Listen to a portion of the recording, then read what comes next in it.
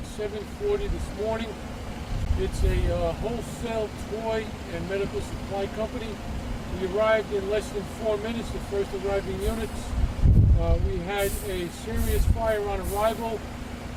Fire was in the basement and on the first floor of the building.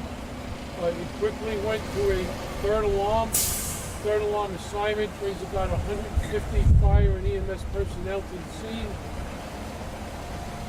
The cause of the fire is still under investigation by our fire marshals. We have 3 firefighter injuries, nothing serious on the firefighters. We have 1 serious civilian injury. That civilian was transported to the Kobe Medical Center in the Bronx. They are in serious but stable condition. The fire is still an active scene. We're not under control at this time. We're still operating.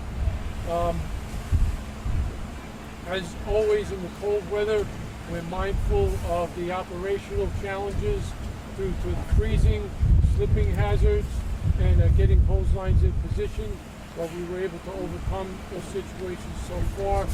We have 2 EMS buses and a MTA bus here for rehabilitation for our members to keep them warm, keep them out of the cold as we relieve personnel. We're going to continue to operate probably for several more hours today. Department of Buildings has been notified to come. We had a collapse of one of the side walls and the roof of the structure. So that's causing us some operational challenges as far as getting to the real seat of the fire for final extinguishment. The Department of Buildings will arrive. We'll consult with them and do an evaluation on the structure, the stability of the building, and how we're going to move forward. What actually was burning? So, like I said, it was a wholesale toy and medical supply company. So we did have several oxygen tanks stored in the building. And early on in the fire, on the first arriving units encountered exploding oxygen cylinders. So the incident commander at the time quickly removed, backed out all of the firefighters from the inside of the building, and we transitioned to an exterior attack. That plastic smell we were smelling, that was dolls or toys? Probably. The person who was transported, is it a man or a woman? It's a adult male who was one of the workers in the company. Smoke inhalation, burns, no. Patients are treated in critical but stable condition to Jacoby Medical Center, and Can't tell us whether it was burns. Nothing specific yet, They're being evaluated. Was he the only employee inside, or were there others inside? There were other employees on the scene that were able to evacuate the building. All of the employees in the building were accounted for, and that civilian was rescued by members of Rescue Company 4. He was found in the first floor in the rear of the building. They were able to rescue him from the inside of the building. Unconscious? Or? Yes. Tell us the biggest problems you had fighting this fire.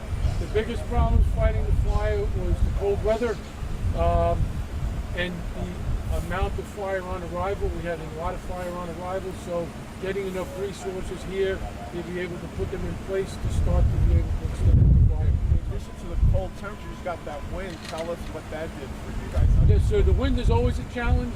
When wind is involved, we have concerns with fire spread. We were concerned about 2 of the adjoining structures. The firefighters were able to gain entry into the adjoining structures and evaluate, and we had no spread of the fire beyond the initial fire building. That's pretty amazing considering.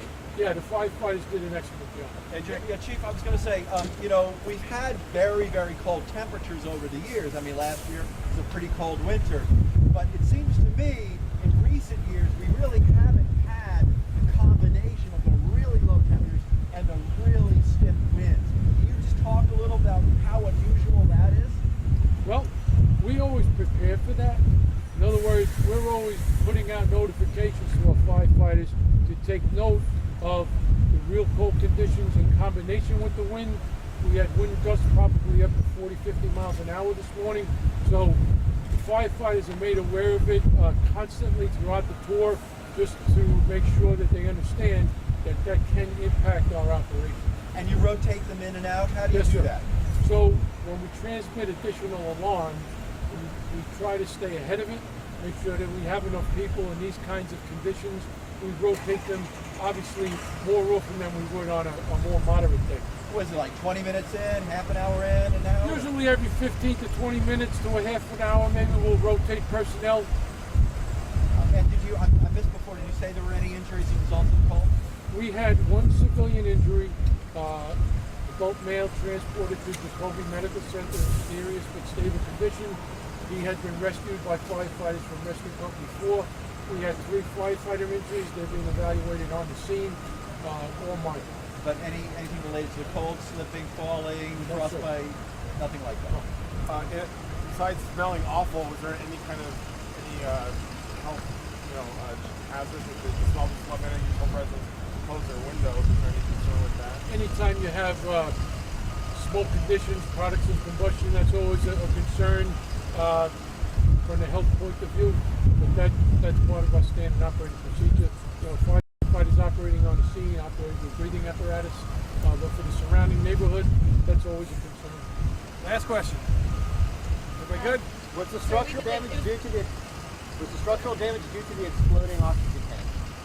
We're not 100% sure of that, but it probably did contribute. Again, the medical supply company, but did it also affect the buildings next door?